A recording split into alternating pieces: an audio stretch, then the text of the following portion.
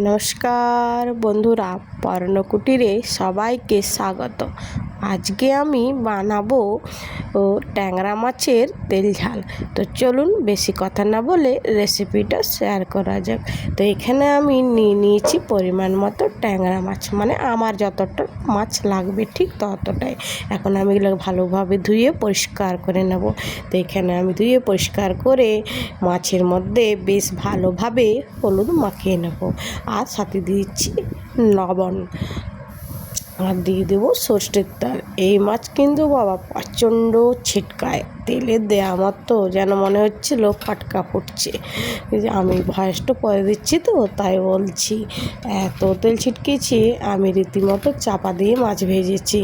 আর দিয়ে দিচ্ছি এখানে রসুন, পেঁয়াজ আর আদা মাছের পরিমাণ মতো, আর নিয়ে নিচ্ছি জিরা আর দুটো কাঁচা পাকা লঙ্কা।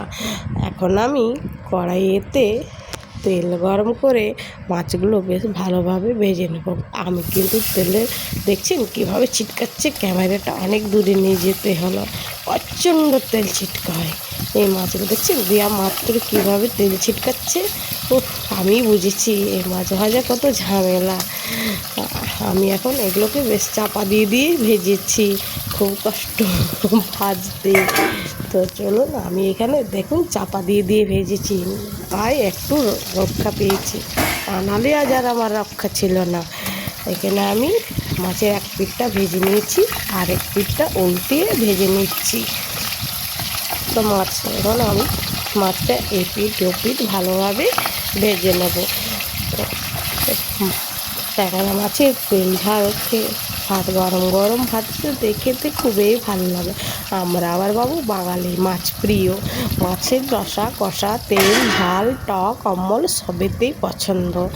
বাঙালিদের আবার মাছ ভাত না হলে কি চলে নাকি?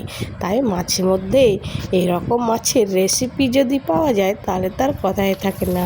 আমি এখানে দিয়ে দিচ্ছি কালো জিরে ফোড়ন, এবারে দিয়ে দেবো বেটে রাখা পেঁয়াজ। আমি কিন্তু বাবা সবই মশলা শিলনোড়ায় বাটাবাটি করি। আমার আবার শিলনোড়ায় না বাটলে আমার তো মনে হয় রান্নার স্বাদেই হয় না। আর দিয়ে দিচ্ছি এখানে রসুন বাটা। পেঁয়াজটা ভাজা হয়ে গেছে, এবারে দিয়ে দিচ্ছি রসুন, আর দিয়ে দিচ্ছি আদা বাটা। রসুন বাটা, আদা রসুন বেশ ভালোভাবে বেটে এইবারে দিয়ে দেবো জিরে আর কাঁচা লঙ্কা বাটা। এইগুলো এখন বেশ ভালোভাবে বেশ যতক্ষণ না তেল ছাড়ে ততক্ষণ কষাতে থাকবো। মশলা বাটি রাখা মশলার বাটিটা ধুয়ে জলটা দিলাম যাতে তলাতে না লেগে যায়। তো এখানে আমি দিয়ে দিচ্ছি, এবারে দিয়ে দিচ্ছি হলুদ আর স্বাদ মতো লবণ, আর দিচ্ছি ওই যে একটু কালারের জন্যে কাশ্মীরি লঙ্কার গুঁড়ো একটুখানি। আমরা যেহেতু কাঁচা লঙ্কা খাই তাই আমি একটু ওই সব রান্নাতে একটুখানি ওই কাশ্মীরি লঙ্কাটা দিয়ে থাকি। আর দিয়ে দিচ্ছি এখানে টমেটো। তো টমেটোগুলো আমি লবণ দেওয়ার পরেই দিয়েছি, যাতে বেশ ভালোভাবে মানে একবার নাড়াচাড়া করতেই যেন টমেটোটা গলে যায়। কেন এখনকার টমেটো তো আবার সিদ্ধ হতে টাইম লাগে। তাই এখন আমার মশলাটা ঠিক কষানো হয়ে গেছে, মানে মশলা থেকে তেল ছেড়ে দিয়েছে। এবারে আমি পরিমাণ মতো জল দিয়ে দেবো।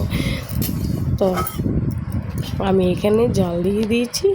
এবারে ঝোল মাছের যতক্ষণ না জাল উঠে গেছে, এবারে আমি ভেজে রাখা ট্যাংরা মাছগুলো দিয়ে দিই। এবং আমার ট্যাংরা মাছের তেল ঝাল রেসিপি তৈরি। তো ভিডিওটা যদি আপনাদের ভালো লাগে তাহলে অবশ্যই কমেন্ট করবেন, লাইক করবেন এবং চ্যানেলটিকে সাবস্ক্রাইব করবেন, আর যদি পারেন তো শেয়ার করবেন। এখন আমি এখান থেকে উপর থেকে ছড়িয়ে দিচ্ছি সামান্য ধনেপাতা। সুস্থ